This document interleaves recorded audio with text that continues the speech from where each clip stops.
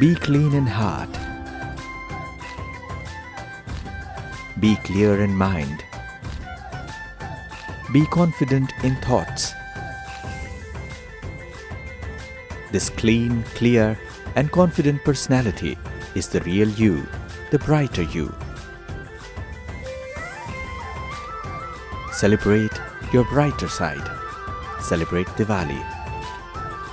Happy Diwali.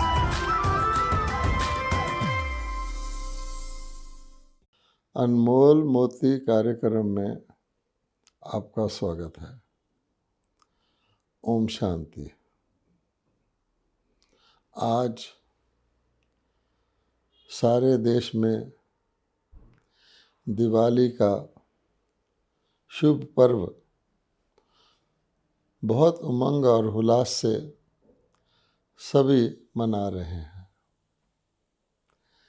देखा जाए तो सारे वर्ष में अगर कोई दिन सारे देशवासी खुशी उमंग उल्लास से मनाते हैं सबसे ज़्यादा, तो वो आज का दीपावली का उत्सव ही है। इसमें आप देखेंगे सब लोग अपना काम काज आदि छोड़कर सब निकल पड़ते हैं मनाने के लिए। मंदिरों में जाकर पूजा करते हैं और सारे के सारे बाज़ार सजे हुए होते हैं। हर एक जो शॉपकीपर है वो अपनी दुकान को एक्सटेंड करके फुटपाथ को भी उसमें जोड़ लेता है और खूब अच्छे से अच्छी वस्तुएं प्रस्तुत करता है। विशेष तौर पे हलवाई लोग, क्योंकि दिवाली तो मुख मीठा करने का, मिठाइयों का दिन है, तो हलवाई लोग अनेक प्रकार की मिठाइयों से अपने दुकानों को सजाते हैं और पटरी वाले भी जगह जगह से आकर बहुत नई नई वस्तुएं लाते हैं। सारे नगरों में मेले जैसा वातावरण होता है और लोग भी अपने परिवारों को लेकर नए नए वस्त्र पहनकर खुशी और उमंग से लेकर घरों से निकलते हैं और भिन्न भिन्न स्थानों पर जाते हैं।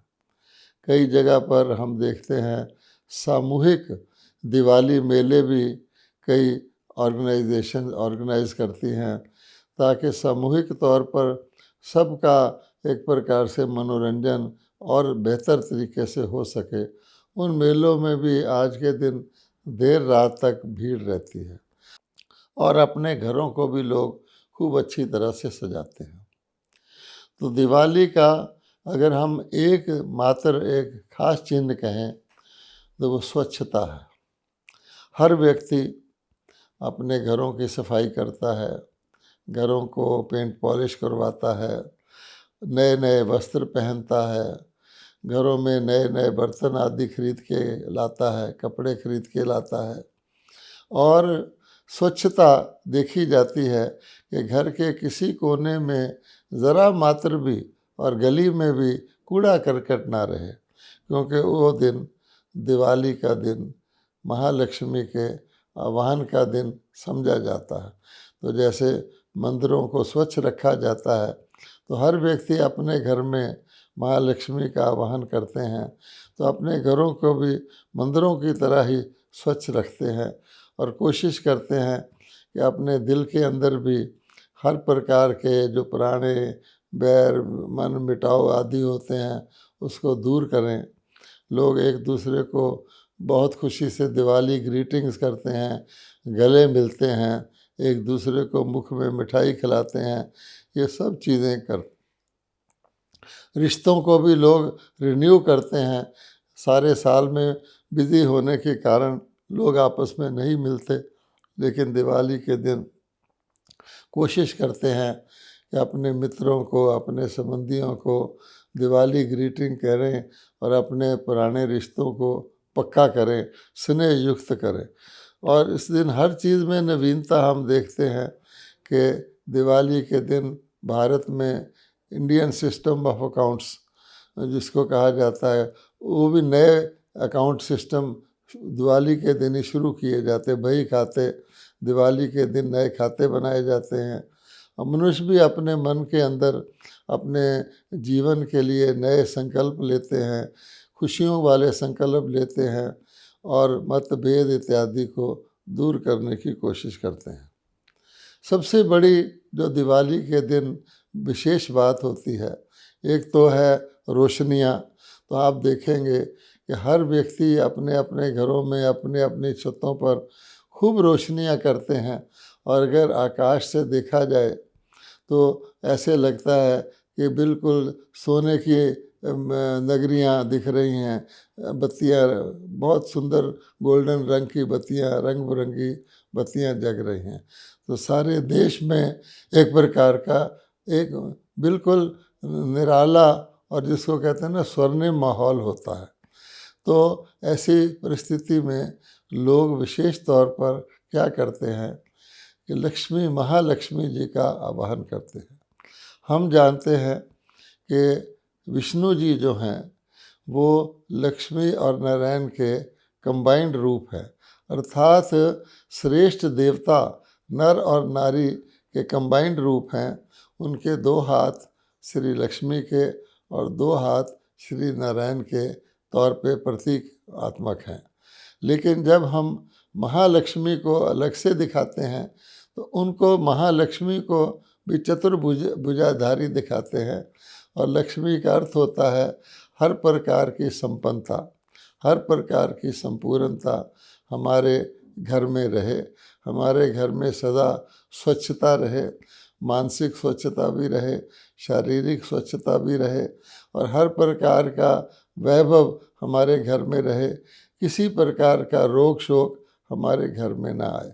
इसलिए लोग विशेष तौर पे अपने मनों को शुद्ध करके महालक्ष्मी जी का आवाहन करते हैं कि महालक्ष्मी जी आप हमारे घर में पधारें और घर में रहें, ताकि अगले वर्ष दिवाली तक जो है हमारा घर एक प्रकार से दिव्य घर गिना जाए। सब हमारे घर वाले श्रेष्ठ कर्म करें, सब सुखी रहें, संपन्न रहें, समृद्ध रहें, इस प्रकार की कल्पना करते हैं।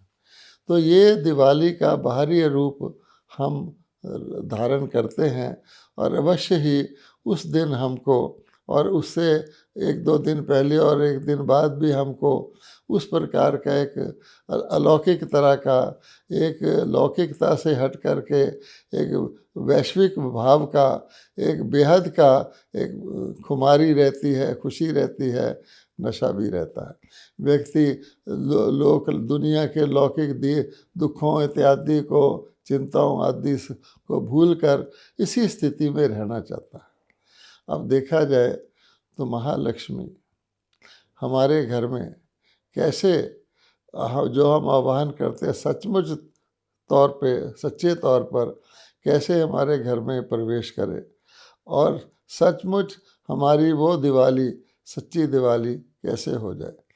आज मौका है, एक सुनहरा एक अवसर है इस बात पर विचार करने का, क्योंकि यही भारत देश हम जानते हैं कि देवी देवताओं का देश, देवभूमि कहलाता था, और कहा जाता था कि जहाँ पर नारी का सम्मान होता है वहाँ देवताओं का वास होता है।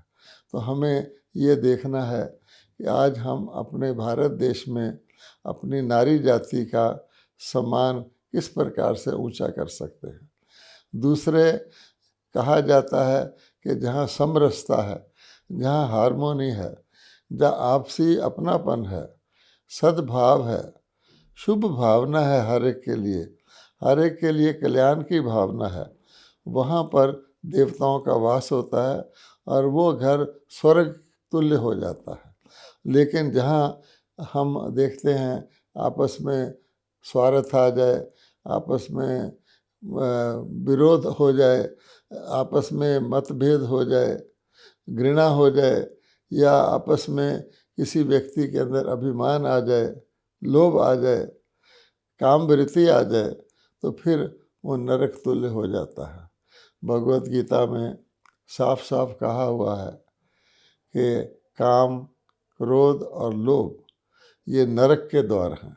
तो व्यक्ति को दिवाली के दिन देखना चाहिए कि मेरे अंदर सूक्ष्म रूप से भी बुरी नज़र या काम वासना तो नहीं है। मैं मन से भी किसी के ऊपर क्रोध तो नहीं करता हूँ, किसी के से घृणा भाव तो भेदभाव तो नहीं रखता हूँ। इसी प्रकार से लोभ कि मैं अपने स्वार्थवश जो है सार्वजनिक कल्याण को भूल करके मैं अपने स्वार्थ के लिए कोई ऐसा अयथार्थ अमर्यादित कर्म तो नहीं करता हूँ, कोई संकल्प तो नहीं करता हूँ। इसके लिए कहा गया है कि भगवत गीता, जब भगवान गीता का ज्ञान देते हैं तो उसका फल नर से श्री नारायण और नारी से श्री लक्ष्मी के रूप में प्राप्त होता है। अर्थात हर घर में जो युगल हैं वो लक्ष्मी और नारायण के रूप हैं, और ऐसी इसी प्रकार से हर प्रकार की संपन्नता और दिव्यता उनके अंदर है। और भगवान ने दो प्रकार के संपदा भी बताए हैं। एक आसुरी संपदा बताया है जिसके अंदर विकार, दंभ, छल, कपट आदि होता है, और एक दैवी संपदा बताया है जिसके अंदर श्रेष्ठ भावना, सबके लिए शुभ भावना, कल्याण की भावना रहती है। अब भगवान कहते हैं कि हमको देखना है, सच्ची दिवाली अगर लानी है, सच्चा देवी देवताओं की दुनिया भारत को पुनः बनाना है, तो हमें आसुरी प्रकार के लक्षण जो है उनको समाप्त करना होगा, और दैवी प्रकार के जो दैवी गुण हैं उसकी धारणा करनी होगी। इसके लिए जो कहा गया है सच्ची सत्यनारायण की कथा, तो वास्तव में आज दिवाली के दिन हमें वो सच्ची सत्यनारायण की कथा, अर्थात हम कैसे सच्चे सच्चे नर से श्री नारायण और नारी से श्री लक्ष्मी जैसे दैवी गुण धारण करें, उसको जान करके हमें अपने जीवन में अपनाना है। खाली हम पूजा पाठ कर लें, एक दिन के लिए थोड़ा सा हम अलौकिक बन भी जाएं, उससे काम बनने वाला नहीं है। और सत्यनारायण की कथा के लिए अगर हम श्री नारायण या श्री लक्ष्मी, जिनको हम महालक्ष्मी के रूप में दिवाली के दिन आवाहन करते हैं, उनको देखें तो उनके हाथों में 4 प्रकार के चिन्ह होते हैं, 4 प्रकार के प्रतीक और सिंबल होते हैं, जिनको हम अच्छी तरह से अगर समझेंगे तो हम सच्ची दिवाली मना सकेंगे, अपने और अपने परिवार के, अपने जीवन में दिव्यता ला सकेंगे। आप देखेंगे कि उनमें पहला पहला जो सिंबल होता है वो एक चक्र के रूप में दिखाया जाता है, यानी शंख, चक्र, गदा और पद्म, ये 4 सिंबल महालक्ष्मी के और विष्णु जी के हाथों में दिखाए जाते हैं। ये ऐसे नहीं कि ये देवताओं को चाहिए, बल्कि देवता बनने के लिए इनके भेद को जानने की आवश्यकता है दिवाली के दिन।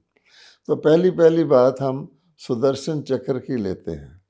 हम जानते हैं कि भगवान के पास ही सुदर्शन चक्र का ज्ञान है, और सुदर्शन चक्र को लोगों ने ये समझ लिया कि वो कोई अस्त्र शस्त्र था, एक अलौकिक शस्त्र था जिसके द्वारा शत्रुओं के गले काटे जा सकते थे, और वो वापस पुनः हाथ में उंगली पर आ जाता था। परंतु भगवान बताते हैं, जो नर से नारायण बनाने वाले हैं, यहाँ महालक्ष्मी रूप से हम इस बात को समझ सकते हैं कि ये वास्तव में कोई अस्त्र शस्त्र नहीं है, ये एक दिव्य शस्त्र है जिसको हम कहते हैं सुदर्शन चक्र।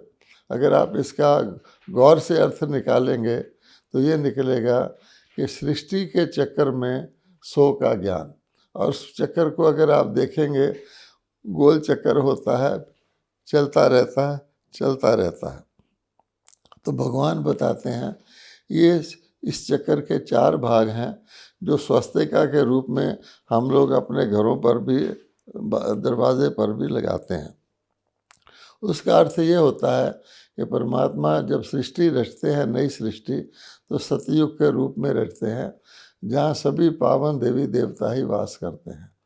और वो पूरा सतयुग और पूरा त्रेता युग वो दुनिया उसको हम कहते हैं स्वर्ग लोक या देवलोक। तो वो दुनिया भारत ही होता है, उस समय सारा विश्व ही भारत होता है।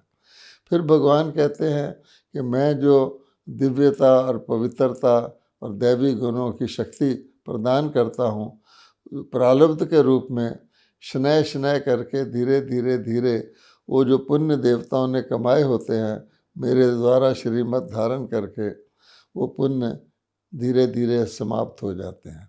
तो द्वापर युग में आकर यानी आधा सुदर्शन चक्र पूरा होने पर देवताएं पुण्य क्षीण हो जाते हैं।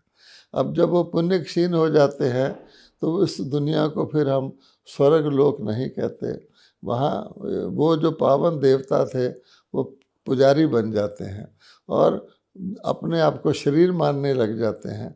जबकि भगवान कहते हैं मैंने जब सतयुग रचा था तो पहली पहली शिक्षा जो गीता में आज भी मिलती है वो यही दी थी कि तुम आत्मा हो और शरीर तुम्हारा यंत्र है, माध्यम है कर्म करने का। आत्मा ने शरीर को चलाना है, कर्म इंद्रियों को चलाना है, ना कि कर्म इंद्रियों ने आत्मा को विचलित करना है। लेकिन द्वापर में आकर ये सारी बात 2 युग के बाद देवता भूल जाते हैं और अपने आप को शरीर मानना शुरू कर देते हैं। जो ही शरीर मानना शुरू करते हैं तब से लेकर मनुष्यों के जो देवताओं के जो कर्म थे, जो जिसको कहा जाता था दैवी गुण थे, जिसके लिए देवता सर्वगुण संपन्न कहे जाते थे, उनके अंदर कमज़ोरी आनी शुरू हो जाती है और वो गुण धीरे धीरे जिसको कहते हैं अवगुणों या विकारों में परिवर्तित हो जाते हैं। ये काम, क्रोध, लोभ, मोह, अहंकार दैवी गुणों का ही विकृत रूप है।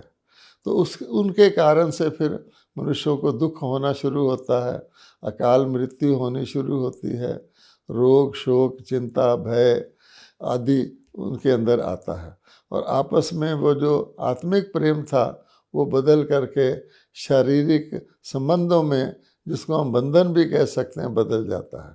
तो आत्माएं फिर जब कलयुग तक पहुंचती हैं इस प्रकार के देह अभिमान के कारण से, तो उनके अंदर विकार जो है विकराल रूप ले लेते हैं। जैसे आज हम देखते हैं कि काम विकार ने कितना विकराल रूप ले लिया है कि भारत देश जहाँ नारी को देवी के रूप में पूजा जाता था, आज नारी भारत की भयभीत है कि कहीं कभी उसकी लाज ना लुट जाए। इसके लिए द्रौपदी का उदाहरण भी शास्त्रों में मिलता है कि भगवान को द्रौपदी ने कहा, हे भगवान मेरी लाज रखो, मेरा चीर बढ़ाओ। तो परमात्मा ही आकर के फिर आत्माओं को ये ज्ञान देते हैं भारतवासियों को, अरे तुम तो देवता थे और तुम आत्मिक स्नेह रखोगे तो दैवी गुण तुम्हारे आपस में सहयोगी बनकर एक दूसरे के तुमको स्थायी सुख और शांति प्रदान करेंगे। तो सुदर्शन चक्र का भगवान ज्ञान देते हैं। दूसरा है कमल पुष्प। अब कमल पुष्प का जो महालक्ष्मी या विष्णु जी के हाथ में दूसरा सिंबल दिया जाता है, उसका भाव अर्थ क्या है?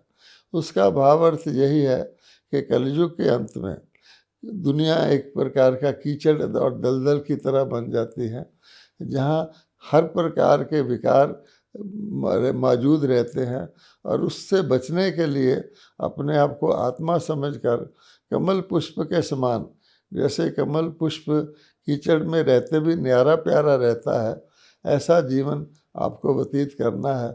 तभी आप सच्चे सुख की, आत्मिक सुख की सच्ची दिवाली मना सकोगे। आपका आत्मा रूपी दीपक जगता रहेगा। इसी प्रकार से फिर दिखाया गया शंख दिखाया गया। शंखनाद का ये अर्थ है कि हम आत्माएं इस दुनिया में अकेले नहीं हैं। अगर कोई भी आत्मा लक्ष्मी जी का आवाहन करके समझे कि मेरा परिवार दैवी गुणों से संपन्न हो जाए, आसपास का मुझे कोई चिंता नहीं, तो हो नहीं सकता है। क्योंकि हम सब जो हैं एक प्रकार का रूहानी कुटुंब के तौर पे इस दुनिया में जीते हैं समाज में। इसलिए अन्य आत्माओं को भी शंख ध्वनि करके, अर्थात जो ईश्वर भगवान गीता के भगवान ज्ञान दे रहे हैं, वो शंख नाद करके अन्य आत्माओं को भी इस दैवी रास्ते पर हमको चलाना है। और गदा का अर्थ ये है कि रास्ते में ऐसे रूहानी श्रेष्ठ मार्ग में बहुत रुकावटें आएंगी। ये रूहानी यात्रा है, आत्मा की यात्रा है श्रेष्ठता की ओर, कनिष्ठता से भ्रष्टता से श्रेष्ठता की ओर। उन रुकावटों को बहुत हिम्मत से महावीर होकर हमको एक गदा का रूप अपने अंदर दृढ़ता, मनोबल की दृढ़ता रख करके और निश्चय रख करके और हमको उसको चलना है। तो ये चारों सिंबल जो हैं हमको इस आसुरी संस्कारों वाली दुनिया से, आसुरी संस्कार रूपी कालिमा जो हमारे अंदर आ गई है, उसको मिटा करके आत्मा की को ज्योति स्वरूप बनाना है। इन विकारों रूपी अंधकार से मुक्त करना है। जो हम प्रार्थना करते आए हैं कि हे भगवान हमें अंधकार से प्रकाश की ओर ले चलो, हे भगवान हमें असत्य से सत्य की ओर ले चलो, हे भगवान हमें अज्ञान से ज्ञान की ओर ले चलो, मृत्यु से अमृतत्व की ओर ले चलो। तो उसी का उत्तर भगवान सच्ची दिवाली के समय देते हैं कि अगर तुम अपने आप को शरीर मानोगे तो शरीर मृत्यु को प्राप्त होता है, तो तुम अपने आप को मृत्यु लोक के वासी बनाए हुए हो। अगर तुम अपने आप को आत्मा मानोगे, आत्मा तो अजर अमर अविनाशी है, देवता भी चोला बदलते थे, तो तुम अपने आप को अमर लोक के निवासी मानोगे। तो तुम्हारे हाथ में है। इसलिए आज जब हम ये दिवाली मनाते हैं और महालक्ष्मी का आवाहन करते हैं, तो हमें एक यादगार के रूप में ना दिवाली मनाकर सच्ची दिवाली मनानी है, अर्थात अपने आप को सर्वगुण संपन्न बनाना है, सर्व अवगुणों से, व्यर्थ से मुक्त बनाना है। किसी भी प्रकार का भेदभाव, घृणा आदि से अपने आत्मा को मुक्त करना है। परमात्मा के साथ अपना योग की लगन लगानी है। जैसे ज्योति को महाज्योति से जोड़ा जाता है, तो उस प्रकार से इसको योग भी कहा गया है, राजयोग भी कहा गया है। अर्थात हम आत्मा राजा बन करके अपनी इंद्रियों रूपी कर्मचारियों से, चाहे वो मन है, चाहे वो बुद्धि है, चाहे वो शारीरिक इंद्रियां हैं, आँख हैं, कान है, उनको मालिक बन करके और श्रेष्ठ संकल्प दे करके उनको हम चलाएंगे, तो हम फिर सच्ची दिवाली मना सकते हैं। जब सच्ची दिवाली भारत में आ जाती है तो आप देखेंगे सतयुग आ जाता है, फिर तो रोज़ ही दिवाली होती है और हम दिवाली का जैसा जीवन जीते हैं, दैवी जीवन जीते हैं। हमें फिर हर वर्ष यादगार रूप की दिवाली मनानी नहीं पड़ती। वो फिर जा कर के अगले सृष्टि चक्र में जा कर के द्वापर के बाद जब हम फिर विस्मृति में आते हैं, अपने आप को देह मानना शुरू करते हैं, तो हम स्मारक के रूप में मनाते हैं कि कोई ऐसे दिन भी थे जब सच्ची दिवाली थी, भारत देवलोक था, सभी दिव्य गुण संपन्न थे और हर प्रकार के सुख समृद्धि आदि हमें प्राप्त थी। ऐसे नहीं कि दिवाली के दिन हम मिठाई खिलाकर मुख मीठा करा दें। हमारा स्वभाव ही मीठा होना चाहिए, वही सच्ची मिठाई खिलाना है। ऐसे नहीं कि हम खाली ऊपर के सफ़ेद वस्त्र पहन लें, नए साफ वस्त्र पहन लें नए, नहीं, हमें दैवी शरीर, देवताओं जैसे कंचन काया वाले शरीर मिलेंगे अगर हम आत्मा की शुद्धि कर लेंगे।